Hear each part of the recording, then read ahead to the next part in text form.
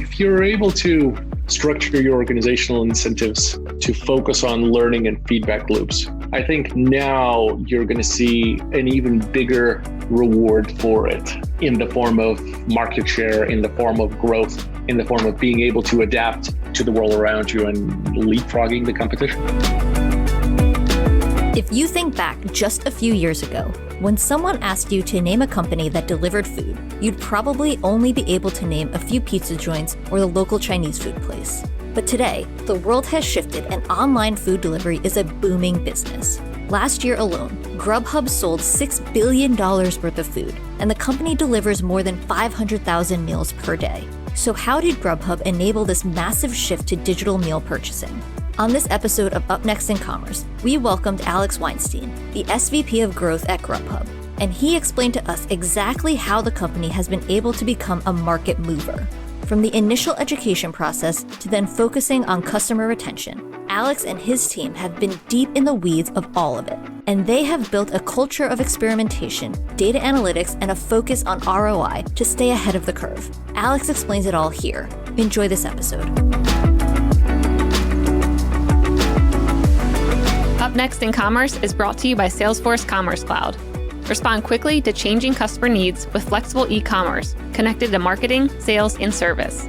Deliver intelligent commerce experiences your customers can trust across every channel. Together, we're ready for what's next in commerce. Learn more at salesforce.com/commerce.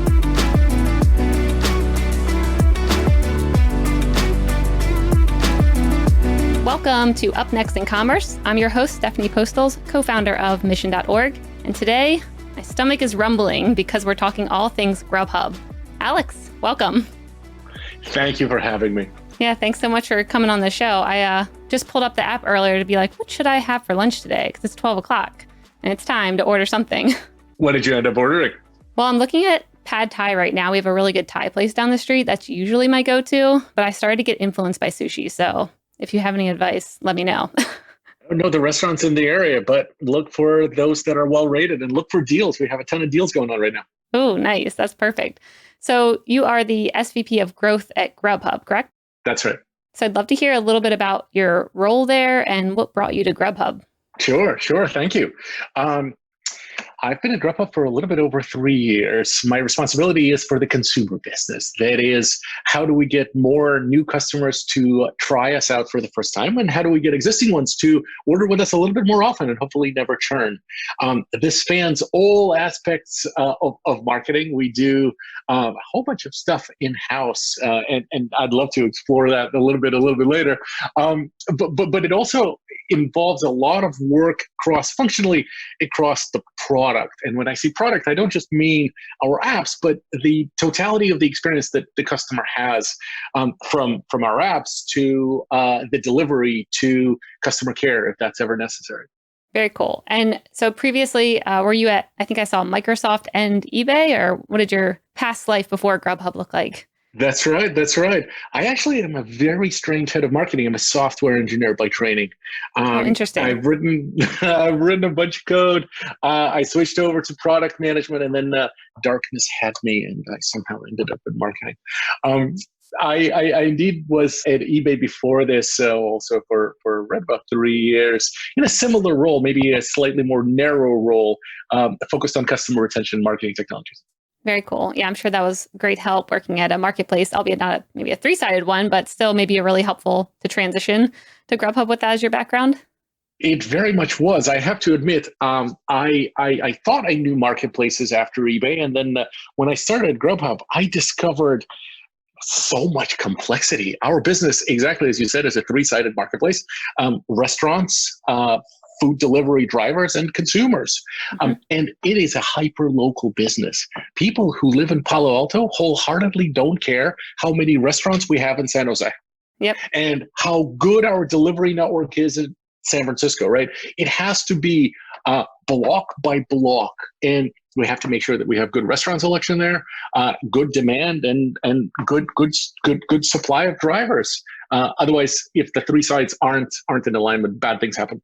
Yeah, that seems like it would be really tricky to keep all that balanced. How have you found or how have you found success keeping everything balanced? Because like you said, it's so hyper local. I'm thinking there could be a driver, over in Sunnyvale, and they're definitely not going to go to my local Thai place to pick up the order that I'm looking at.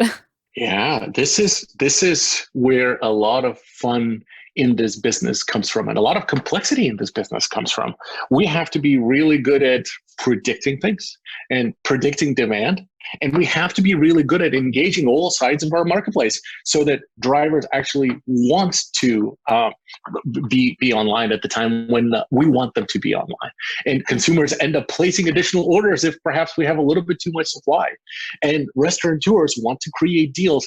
Basically, being able to influence three sides of the marketplace in a automated, personalized, hyper-local way is really the only way we can survive, right? So this to me is super joyful and super complicated, and where a lot of learning personally for me has come from. Yeah, I'm sure every day it's adjusting a little bit more, and you have to keep kind of changing things up and experimenting a bit. How do I think about where Grubhub is at right now? Because to me, it seems like it's the market leader, but how many meals are being delivered? How much is that in dollar-wise of food that's being sold? How do I think about that? Yeah. We're a public company. All of those numbers are public, but the Perfect. Quick summary for you, we deliver more than 500,000 meals a day. And last year, we delivered more than $6 billion worth of food. Wow. Of course, with the arrival of the pandemic, the demand for food delivery has also increased, and the expectation of all of our constituents and of our community, all of us have risen tremendously, because from something that restaurateurs rely on for a portion of their revenue, they now rely on delivery as the majority of it. For consumers, where they would perhaps order delivery occasionally, now it is the only way for them to order restaurant food. So a lot of expectations on us have increased throughout these past couple of months, even though we already started from being quite a large company with high expectations. Yeah. Have you had to adjust quickly with everything going on with COVID-19? Like, what have you seen change other than increasing orders? And how have you had to pivot to kind of meet the customers and meet the drivers in where they're at today? Yeah, absolutely. Well, most definitely, yes. First and foremost, we began by focusing on safety of all the participants of our marketplace, right?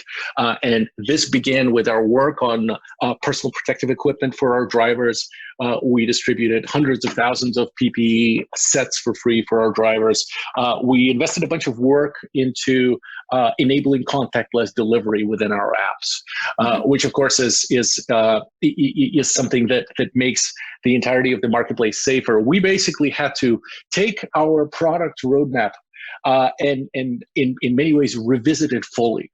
And focus on things that our community demanded of us in that moment. And similarly, we had to do something like that with marketing as well, because we had a certain strategy, and you of course know that a lot of our effort is in making sure that consumers can get the best value on Grubhub. And if you spend money on food delivery, your dollars will go the furthest on Grubhub. This really is our brand positioning.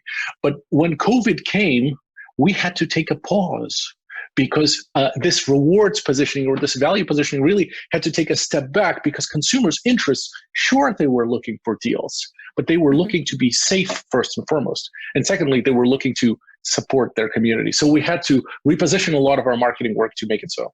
Yeah, that makes sense. I'm thinking that could be a trend that stays around even after everything's over, keeping that, contactless delivery at least as an option, and thinking about like how to actually prove you have the safety measures implemented, and you're tracking that every month. Are you all thinking about how to scale that and keep that for the long term, or is it more just a short-term play until the pandemic's over?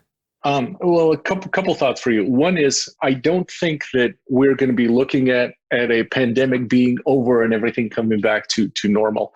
I think we need to get used to the new normal, at least until the vaccine is here, which means that people's lifestyles, their habits will be fully adjusted by then. And as such, it's not like we were developing a set of patches for 3 months and then after that we just turned those patches off. I fear not. But also there's meaningful positives coming from this change, right? Like any crisis, it is both a danger and an opportunity. And what we've discovered is this contactless delivery, for example, besides making everyone safe, it is actually making our network a tiny bit more efficient.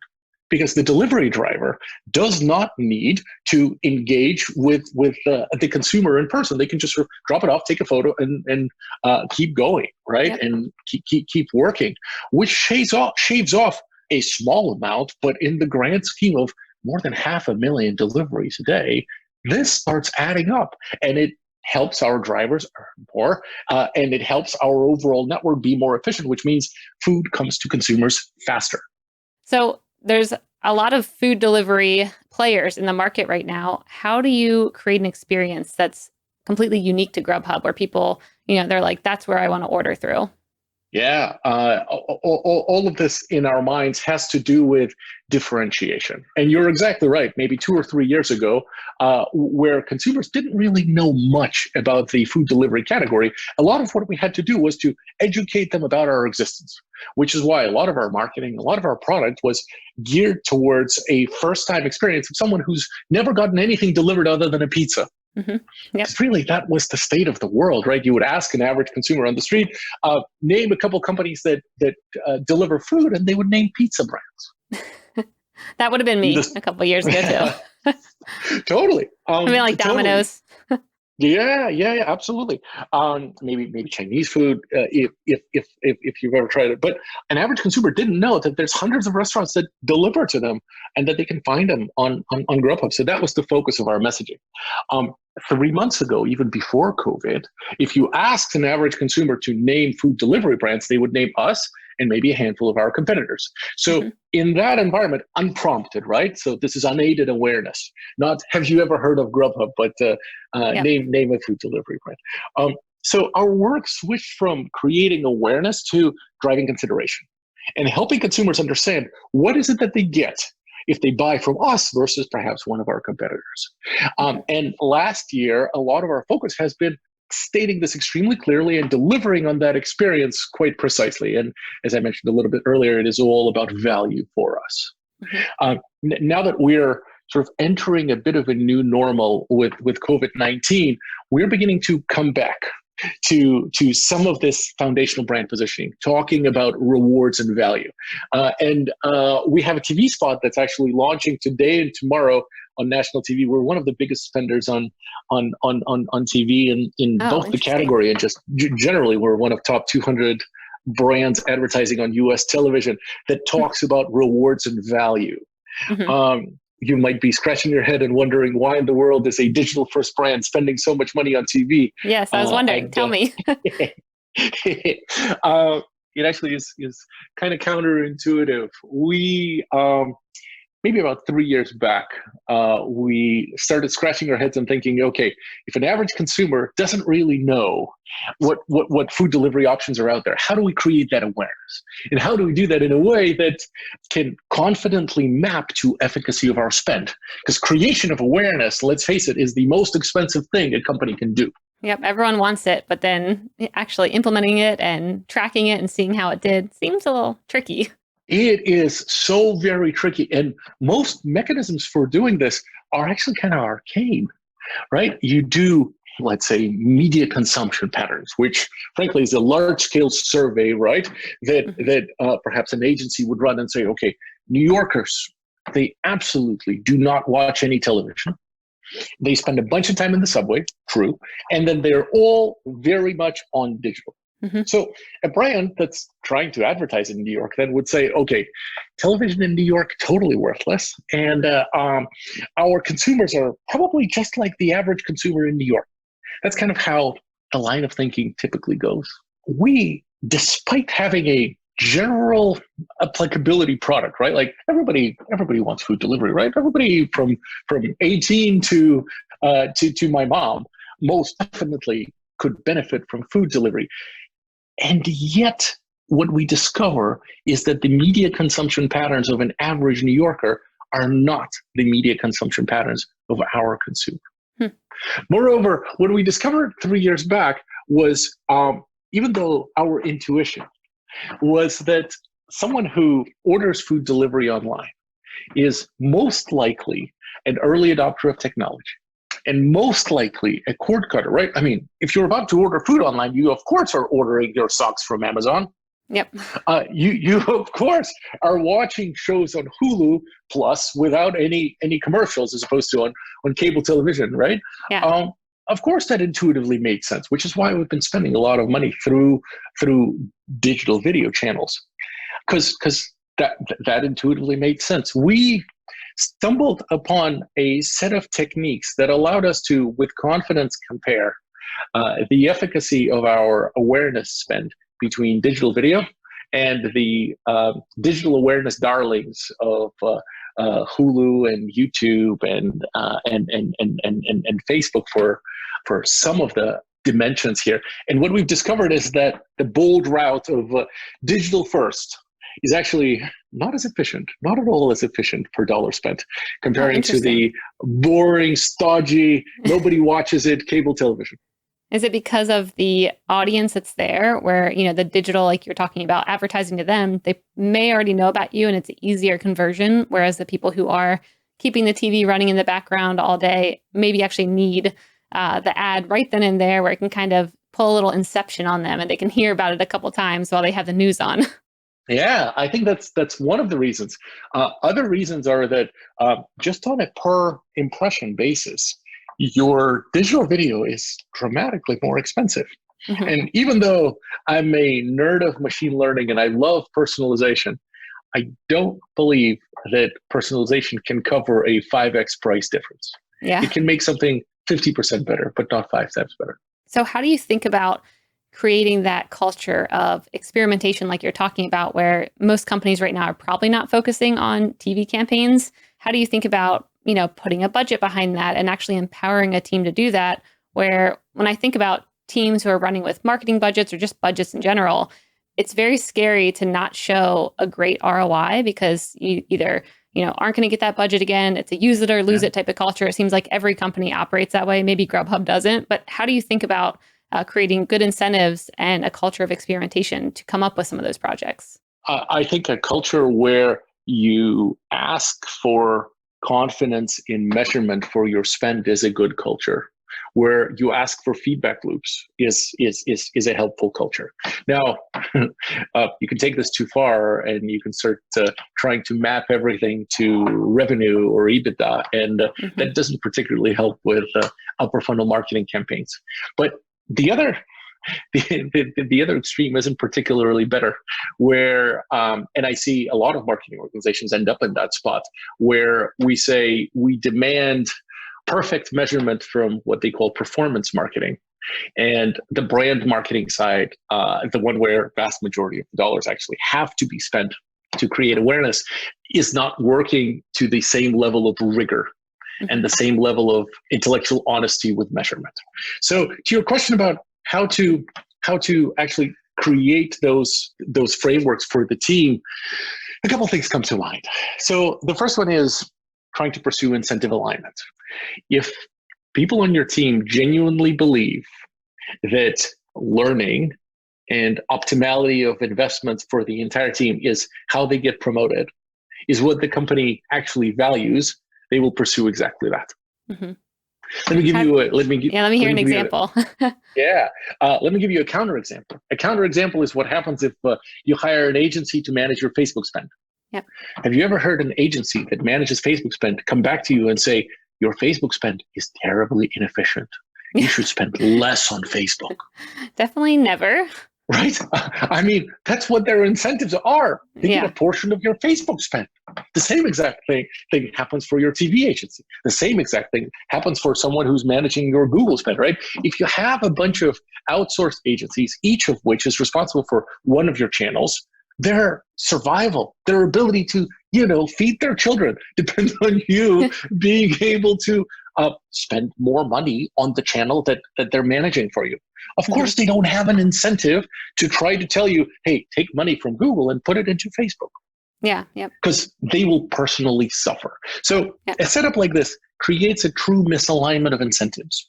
Let me contrast that with, let's say, an in-source structure, or perhaps a structure where you have a larger performance agency that is able to reallocate dollars between Google and Facebook without personally suffering. Mm-hmm. In a structure where you in-source, which is how we operate, you're able to create a shared destiny, and you're able to say, "Hey, person running Facebook, your incentives are all about learning. So you have a current level of performance, which is a certain level of incremental CAC and a certain level of incremental LTV. Your goal is to improve that by this percentage over the course of the next quarter. Mm-hmm. Find some way to do so through whatever experiments that you're able to run. And one of the potential outcomes is an improvement in efficiency by reduction in spend." Mm-hmm. So they're able to raise their hand and say, "Hey, I actually want to spend fewer dollars. Take away some of my budget and reallocate it over to TV because they can spend it better. I hear they have a way to spend at a lower incremental CAC than I can." And have you seen that in your culture so far, of people actually being like, "Hey, you can have this budget and move it over here"? Because it seems like a lot of times people are personally tied to their budgets, and whoever has the bigger budget is, the more powerful one. And I haven't often, at least in my previous days at other companies, I haven't seen people say, "Hey, you can have this budget and move it here." You are exactly right. A lot of our, I guess legacy from many of our previous jobs associates the size of the budget with the influence in the organization. Most definitely. Yeah. Mm-hmm. This is where the job of a leader really is, to create the right incentives and to catch people doing something right. Mm-hmm. If you hire somebody off of a company that had that culture, of course, their initial inclination will not be to raise their hand and say, "Hey, my area isn't working so hot." You need to indoctrinate them, if that makes any sense, into a world where it's okay to raise their hand and do it. And the way you do it is by upholding folks who do this and pointing them at them and saying, "This person is doing it right," and celebrating their successes and celebrating their experiments where perhaps they didn't achieve immediate success, but they learned something. So as a leader, I think you have a lot of power to create these incentives, and as such, structure what your team actually holds as valuable versus not. Mm-hmm. And if you point to enough examples like this, you'll actually end up transforming the culture, even for someone who comes in from an organization that wasn't like that. Yeah, it seems like it would also, allow someone to wear multiple hats and kind of become like a polymath, when it's like, I don't just focus on Facebook ads, or I don't just focus on this kind of marketing. They get to kind of experiment with a bunch of different areas. Have you seen that happen in your organization? No, most definitely. My paid social folks, just like everyone's, they were super focused on Facebook. And what we've discovered is them raising their hands and being very creative and being some of the first folks to ever try TikTok, for example. This was a little while back now, but we were one of the first handful of brands to invest a lot of money into TikTok and do large-scale experimentation with them. And what we've discovered is if you're one of the first ones, there's very meaningful, effectively arbitrages to be had, where you're able to not only get a great deal, but shape the product to your liking. And as such, get a temporary but advantage over the rest of the market. That's fun. How did you think about creating your first campaign on TikTok? When your team presented this idea to you, were you like, "Yeah, let's do it," or were you a little hesitant? And what was the first campaign that you had go out there versus what does it look like today? Are you still utilizing it? Oh my God, this is quite a story, to be honest with you. Good. So the team came to me and said, "So we're thinking about doing TikTok." My reaction at the time was, "Tick what?" And they explained this to me, and I read up a little bit about it. And my immediate reaction is, okay, you are attempting to sell a luxury product. Let's face it, ordering delivery, you're still buying food from restaurants. It is a luxury product. In many of the cases, right? You're trying to sell that to people who have no disposable income of their own. The average customer of TikTok at the time could not have their own credit card. Yeah, they have allowances, maybe. Right? Exactly. So why in the world could this possibly work, you guys? How, like, our average consumer is fairly affluent, and you're now trying to go into a completely different demo. How is that even remotely possible? But luckily, I at that point have already observed that my team knows better than me, and that they have much better ideas than I do. And essentially, we just did a test. We did a small test, and we experimented in earnest. And surprise, surprise, they came back and they showed me the numbers, and they were meaningfully better than Facebook at the time. Wow. So we ended up investing more, and that was genuine, true learning, not just for the organization, but frankly for me. There's multiple possible explanations for why it ended up being so efficient, and I can go into some of them. But the thing that matters to me most is that the crew felt inspired to pursue something new. They felt passionate enough about it to structure a test when there was no framework really out there. And they were unafraid enough to basically tell me that I'm wrong and that my intuition is off. That made me feel like the culture is actually right. The culture is exactly what I want it to be, because the opposite of that, where you're going with the highest paid person's opinion, if that makes sense. It doesn't work, because all of our intuitions, no matter how successful we've been previously, we are sometimes wrong. And why hire smart people if you don't trust them to try? Yeah, I think there's a good mix between trust your gut, but also don't trust it, because you could be wrong, and go with other people's ideas as well. So how do you think about those efficiencies that you were mentioning when you're exploring new channels like TikTok? Sure. To me, it's indeed about being open-minded and experimenting with new types of media, and being unafraid to try things that aren't immediately obviously going to work.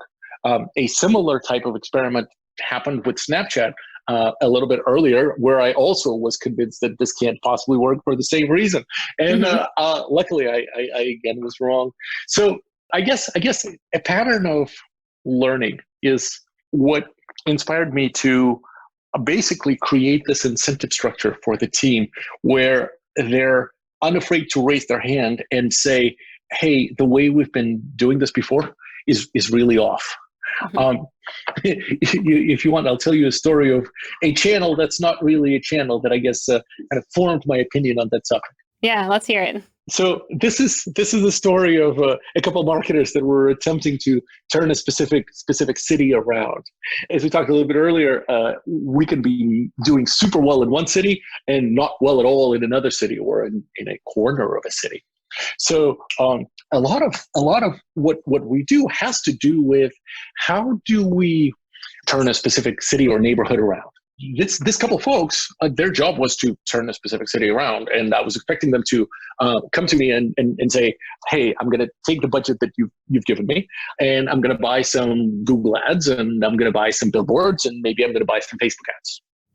And what they did instead, these were two marketers. What they did instead was actually really curious. They experienced the product for themselves. They placed a couple of food delivery orders, and they came to me and they said, hey, I don't want to buy any ads, they said. Instead, whenever I was placing the order for food, there really weren't enough food photos. So I was ordering from restaurants that I haven't ordered from before, and I don't really know if their pad thai looks good. I don't really know if their sushi is something that I want to try. They were kind of in your position. So they said, screw it. I'm not going to buy any ads. I'm instead going to hire some photographers to come into those restaurants and take the photos. And then after that, I'm going to measure the incremental impact of the added photography and see if the efficacy of that is actually comparable or high enough comparing to the efficacy of ad spend. Effectively saying, I'm going to open a brand new marketing channel, and that marketing channel is going to be photos. I'm like, okay, let's just do it. A whole brand new division of Grubhub, just photography. Exactly. These two folks get on the phones, start calling photographers, start calling restaurant owners and scheduling appointments to have the photographers come in there. And that becomes basically their job for the next 2 months. And then they organize a real A/B test where, some visitors for these specific menu pages see the photos and others don't. And they do some serious math to try to say, hey, here's the incrementality in here.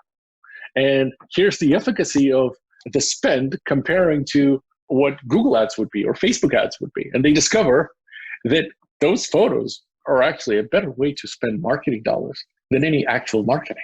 Yeah. I at that point, I'm kind of floored.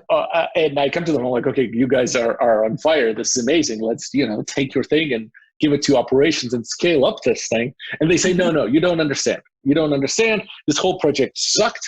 We spent our entire days on the phone with restaurant owners trying to schedule appointments. We are going to make it better. I'm like, wait, what? What's going on? They say, no. Instead of scheduling appointments with the restaurant owners to take photos, we are going to rent Airbnbs and photo studios around town, then order food from the restaurants, bring it to those Airbnbs. Our food stylist is going to make it look good, and we're going to take photos. Oh my gosh.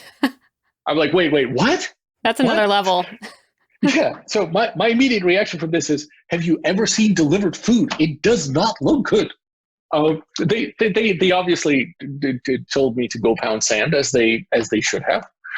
And they showed me the first photos from these experiments. Oh my God, those first photos look much better than anything taken in a restaurant, because food stylists are really good at their jobs. Yep. Because if you're able to control the lighting, you're able to take much better pictures. And when they actually tried it, they discovered that instead of doing 2 photo shoots a day, the photographer, who's the most scarce and expensive part of the whole operation, is able to do 20 photo shoots a day. Wow, that's efficient. That's amazing.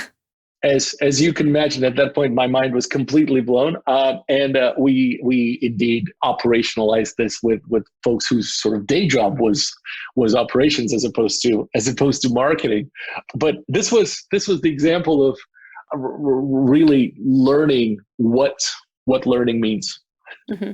Do you kind of pick the markets to do that in? Where you kind of see a market maybe not doing so well, and those are the ones that you focus on getting the good imagery for versus, allowing that UGC content to work well in other markets? Or how do you think approaching that? Because it seems like something that would be really hard to scale, ordering a bunch of things all the time from like every market in the US. How do you think about creating those campaigns? Yeah. With hundreds of thousands of restaurants on the platform, we indeed have constrained resources to do these photos. We can't do all of them next month. So we had to be somewhat thoughtful on prioritizing these. A few things came to mind for being able to select the right restaurants to do this in and sort of the right markets. First is conversion. Mm-hmm. If consumers land on the menu and end up buying stuff anyway, well, that's cool. I guess they don't need the photos. Mm-hmm. If, on the other hand, conversion isn't amazing, but the number of visitors to the menu page is super high, hey, this might be an opportunity to actually add some photos and improve that conversion. So by digging into the data and looking at where the majority of the incremental impact can be, we developed this framework for allocating this constrained resource, which ended up effectively being an investment of marketing dollars into a channel that's sort of marketing, but sort of not. Is it product? Is it operations? I have no idea. It's something, all the above. Right? So how do you think about, you mentioned incrementality quite a bit. How do you think about that throughout your organization when developing these experiments and seeing what works and what doesn't work? Sure.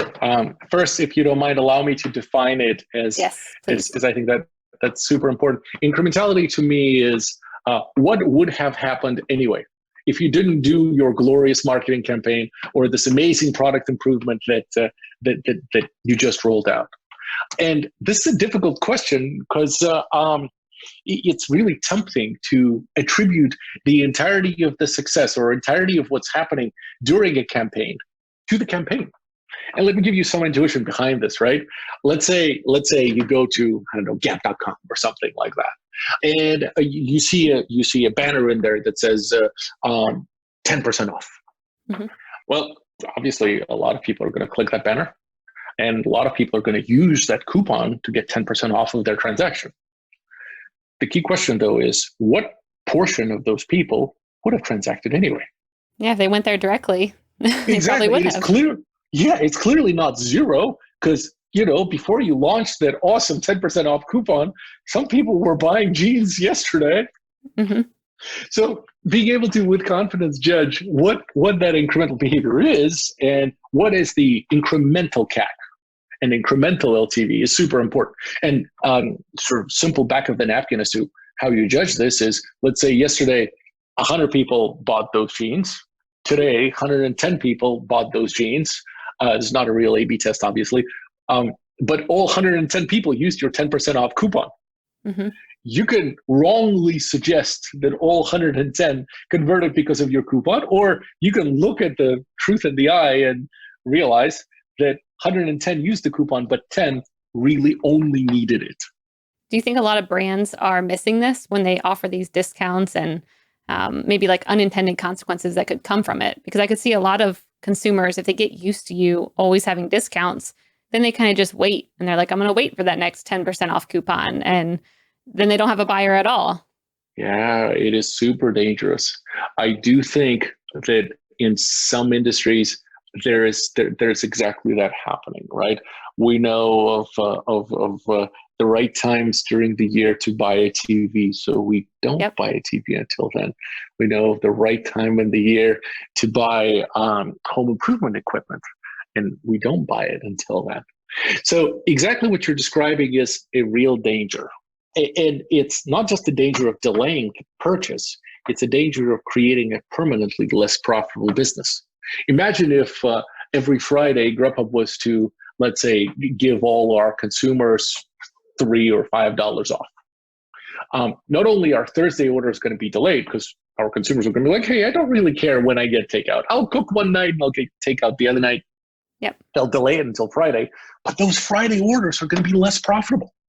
So we permanently teach our consumer base, if we take that route, to not only delay their orders, but to make them less profitable. That is a real issue and something that you got to be super careful with, which is why you must measure incrementality.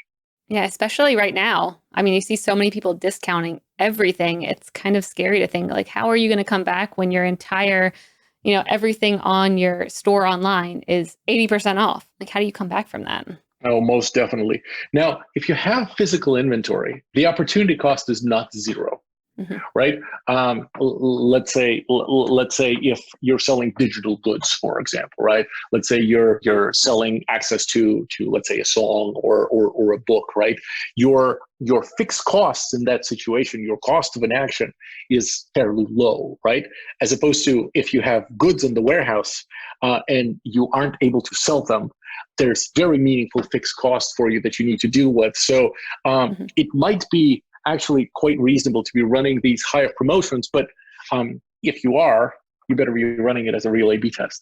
Yeah. And you better be able to confidently say that this is the true incrementality of this 80% off coupon. And that's the true value that I'm getting out of it from both not needing to keep these products in the warehouse, but also from just sheer revenue from the consumer. Yeah, that makes sense. Do you have a good platform or way that you've set up metrics and things like that to measure that incrementality in a way that's, not really manual and the team can just kind of see how the campaigns and what they're doing is performing against each other? Yeah, in lower funnel channels, it is actually fairly easy to set up a platform for this, and we have. And there are tools that you can use for it, right? Google Optimize, for example, or Optimizely, right? We have a combination of in-house and these third-party tools to do product experimentation, for example. For things like CRM, so couponing in the apps or issuing emails with coupons or push notifications, really good experimentation platforms don't exist off the shelf. So we had to do some math ourselves. And some of that math turned out to be fairly fine-tuned to Grubhub's needs. And here's what I mean by this. We're an LTV business. It's not just about the immediate transaction. It's about what happens after that transaction. For example, if a consumer ends up converting at a higher rate, but then afterwards has a poor experience and doesn't come back, that actually is terrible. And your typical immediate conversion optimization tool would just look at the first part of this. Oh my God, they converted at a better rate. Great, Yeah. awesome, Yay. ship it. Yep. Right? So we had to build tools specifically designed to capture these long-term effects.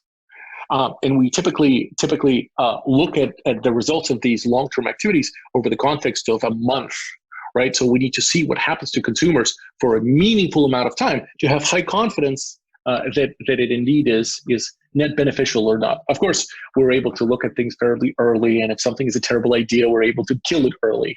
Mm-hmm. But in order to be able to confidently say what is the impact on the LTVs, we had to build tools, these in-house tools for many CRM things that we do today.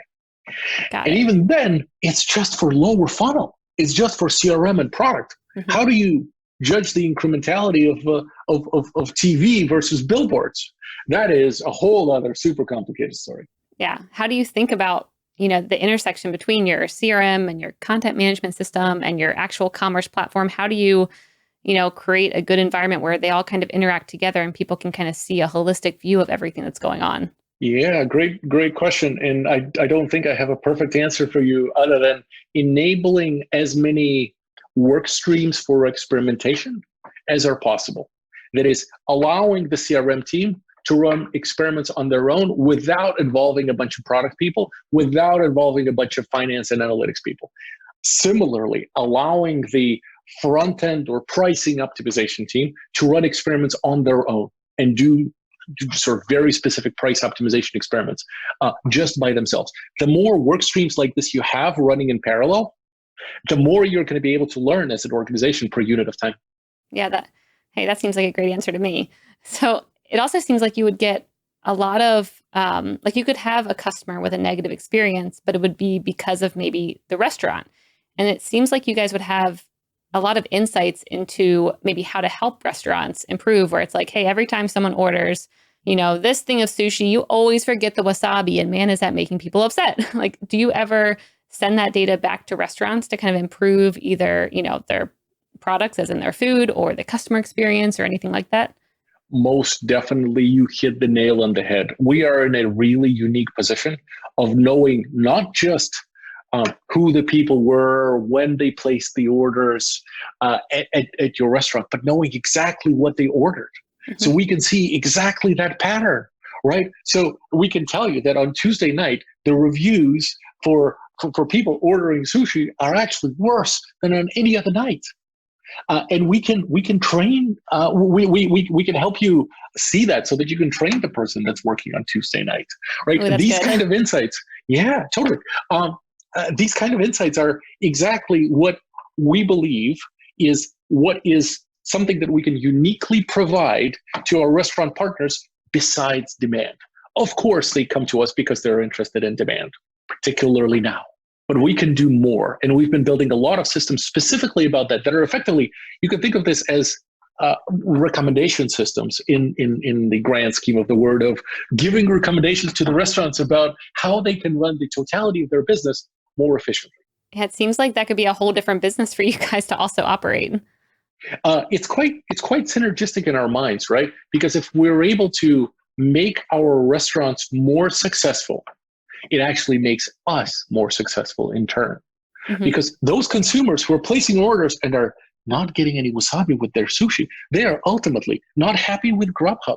We want them to have an amazing experience. So whether the restaurant wins just on Grubhub or throughout the totality of their experience, because let's face it, that restaurant might be serving other delivery platforms and soon enough, hopefully, dine-in as well. That retraining is going to help the restaurant across the board. We actually very much welcome that. Yep. Because that means that we're able to create the value not just for our platform, but for the restaurant and increase the chance that this restaurant will ultimately be successful. Mm-hmm.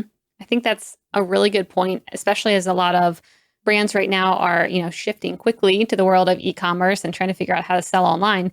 There's going to be a lot of new touch points that they maybe aren't anticipating that could actually hurt the consumer experience. If you've got, the UPS guy throwing your box over the fence and it's getting crushed. Yeah. There's a lot of things that actually you wouldn't even maybe think of as a brand of, that's not my job, when really everything from start to finish to delivery and afterwards in the follow-up. All of that's your job. And how do you think about controlling that experience with so many touch points? You are so right. The totality of this is their job. From the first ads that they see on TV to what shows up when they look on SEM or on paid social and discover your brand there, to the first purchase experience, to the interaction with the UPS guy, to the interaction with customer service. All of that in totality is what the brand relationship really is, what the product really is. And as marketers, we can't just care about the ads. As product people, we can't just care about the bits installed on the phone, because they, in their separation, they don't particularly matter. And as you saw from my story with the photos, that really was quite profound to me, right? We kept looking for a solve to get more customers and more sales through marketing, and that solve wasn't there at all. The most efficient solve was far outside. Yeah, such a good reminder for all brands to think about that, like you said, totality of the process. So because you have a software engineering background, I feel like I'm allowed to ask you tech questions. I saw on your, you guys have a blog on Medium, or your engineering staff does, and they were talking about how they were creating discount codes using crypto. And it made me wonder, what other kind of technologies are you all experimenting with or seeing success? Or how did you think about, running the platform that Grubhub's built on now? Sure. Well, a few things are super important. One is having a scalable platform that can withstand demand, and that can withstand massive spikes in demand. As luck would have it, most people in Chicago want to get dinner approximately at the same time. Yes. Who knew? Right? What a pain in the butt. We have been trying to convince him to kind of, maybe come a different. No. Come on, 3 o'clock's your time. Come on. Exactly. It's like your dinner delivery window. No, which of course creates formidable demand, not just on the services in the back end of our systems, but a formidable demand on our logistics network. And a lot of our work goes into being able to spike in response to customer demand. Let me give you one intuitive example of this. Outside of COVID, before COVID, when rain would start during dinner hours, demand would massively spike. And at that moment, we're supposed to magically materialize a lot of drivers on the road doing deliveries. Being able to do so technically, and when I say magically materialize, I'm of course referring to creating incentives and creating appropriate communication channels with our drivers so that they actually want to get on the road. So a lot of our engineering work has to do with how we were talking about in the beginning, balancing the 3 sides of the network and being able to respond to either a massive spike in demand, or respond to a set of orders that were placed in a specific part of the city on the logistics side, or respond to an onboarding of an enormous partner like a Shake Shack or Sweetgreen or Taco Bell with their own unique needs. Remember, we work with such a variety of restaurants, right? And we do point of sale integrations with a variety of our enterprise customers, which of course means that we have to have nimble systems that are able to onboard those same customers, and they have to be resilient as well. So a lot of our work has to do with both scale and being able to deal with these spikes. Got it. Any favorite pieces of tech that you guys are implementing or trying out right now to help with those large spikes in demand, or where you guys think the future is headed that you're kind of preparing for? Favorite pieces of tech? I'm going to pick marketing tech. Braze has been an outstanding tool for our marketing teams. What we've discovered is it effectively enabled a whole work stream of experimentation for our CRM teams, where they're able to run pretty sophisticated experiments completely independently from engineering, which increased our velocity of experimentation. That's awesome. I'll have to check that out. So to zoom out a little bit, 30,000 foot level, what kind of disruptions do you see coming in the world of e-commerce? What's on your radar right now? And it doesn't have to be for Grubhub. It can just be in general. I think that the disruption is already here. Yeah. where over these past couple of months, we've seen the portion of online transactions and portion of consumers who have tried buying things online just catapult through the roof. And all of those new consumers, let's face it, my 90-year-old grandmother is using Zoom now. Yeah. All of those consumers are a new opportunity. They have very different expectations. They don't yet know much about your brand. So being able to understand this newly online wave and heightened expectations of the consumers that already happen online, but perhaps not as active with your service, right? Those I think are super important. So this to me takes us back to velocity of experimentation being more important now than ever. That is truly learning from your customers, observing them, creating experiments, measuring, and getting a feedback loop back from them so that you're able to focus and find the one thing that you can improve to make the whole story better. Maybe photos, maybe it's something else. Yeah, I love that. It definitely seems like with these new people coming online, you have to have a bunch of different tactics to kind of meet them wherever they are. And the ones that, have been working for the past year might only work for a subset of the people because you have, 50% more people that you need to kind of market to or develop a platform for. And it's going to be very different with how you approach those new consumers than what you've been used to. Exactly. All right. So we're about to jump into the lightning round. Any higher level thoughts, Alex, that you want to share before we do so? If you're able to structure your organizational incentives to focus on learning and feedback loops, I think now you're going to see an even bigger reward for it in the form of market share, in the form of growth, in the form of being able to adapt to the world around you and leapfrogging the competition. Yeah, completely agree. All right. So the lightning round brought to you by our friends at Salesforce Commerce Cloud. It's a fun and easy, quick round of questions where you have a minute or less to answer. Are you excited and ready, Alex? Very scared. Dun dun. All right. First one. If you were starting a podcast, what would it be about and who would be your first guest? Whoa, what a fascinating question. What a fascinating question. I am obsessed with all things culture and how do you actually create the right incentives for a technology / marketing organization. I love Simon Sinek. He is outright amazing, and I learned a ton from reading him. I probably would try to get him, and if I can't, I'd get one of my former mentors in there as a consolation prize. Oh, that sounds good. I would listen. I would be your first listener, and I would give you a 5-star review. Oh my God, thank you. Got me at least. What's up next on your reading list? Next on my reading list, I am reading Russian sci-fi novels these days as a means of escaping from a tiny one-bedroom apartment. Any good ones that we should check out? I'm actually reading them in Russian, so I don't know. I was about to say, unless they're in Russian, then maybe I don't know if I'll be able to learn Russian quick enough to read it. Oopsie. I do have a few people at my work who've been reading Tolstoy before the whole COVID situation started. I don't know if I'd recommend it now. Tolstoy does darkness extremely well. We have enough darkness around us now. That is true. Yeah, maybe not. All right. Well, what thing do you normally buy at a store that now you're just going to buy online after everything with COVID? Ooh, what a great question. Only online now. I used to...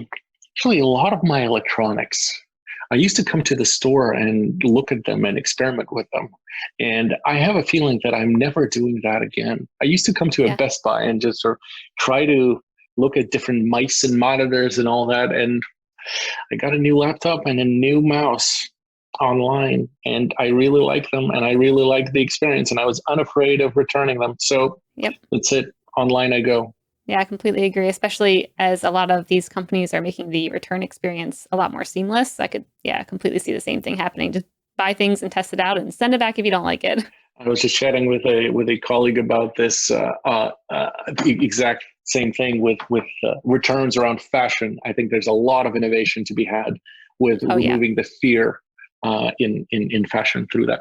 Yep, completely agree. Except I could see them having to now figure out a way to resell those items in a way that proves that they've kind of been quarantined and disinfected. And yeah, I was thinking about that the other day of like, man, that's tricky, especially for secondhand marketplaces to try and prove to the customer that these items are clean and good to go and you can buy them. I agree. Solvable, I think, but It I is agree. solvable. All right. So the last final question, what's up next for e-commerce professionals? I think we're going through a time when from being on the early adopter, early majority demand for most of the brands, we become the critical source of revenue for every single brand. And if you think that your company was going through a digital transformation and is now trying to make digital just sort of a better channel, hold on to your seats because it's now the only channel and the majority channel. So the demand for expertise in our area is increasing very rapidly, and the demand for learning in our area is also increasing rapidly. So I think this is a wonderful time to be in e-commerce. I think this is a wonderful time to be learning and doubling down on e-commerce. So I'm excited for all of us to be right at the center of this transformation. I love that. Love the positivity. And yeah, it's definitely an exciting time to be alive and experiment and try new things. Well, this has been a blast, Alex. Thanks so much for coming on the show. I know this is your second appearance on a Mission podcast. So yeah, we're so thankful that you came back and joined us again. Stephanie, thank you very much for inviting me. All right. Talk to you later.